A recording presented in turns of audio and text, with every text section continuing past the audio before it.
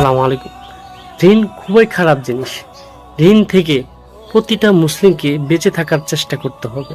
সর্ব অবস্থায় আল্লাহকে ভয় করতে হবে এবং পুরোপুরি আল্লাহর উপর ভরসা করতে হবে। আল্লাহর নিয়ামতের শুকরিয়া আদায় করতে হবে। বেশি বেশি আল্লাহর কাছে তওবা করতে হবে।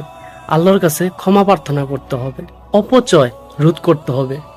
হিসাব করে খরচ করতে হবে। বেশি বেশি পার্থিব আশা না করা, কোনো লোভনীয় অফারে পা দিবেন না এবং জুয়া, লটারি এগুলো থেকে বিরত থাকবেন। আয় অনুযায়ী ব্যয় করা।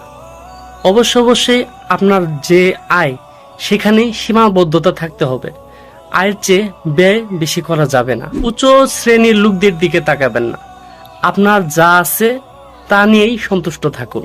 বেশি বেশি দান সদকা করা, কম হোক বেশি হোক, সব সময় দান সদকা করতে হবে। ঋণ থেকে আল্লাহর কাছে পানাহ চাওয়া।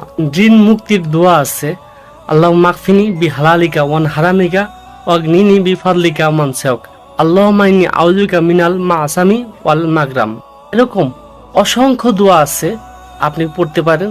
আমরা যেন সবাই ঋণ থেকে মুক্ত থাকতে পারি। আল্লাহ তাআলা আমাদের সেই তৌফিক দান করুন। আমিন।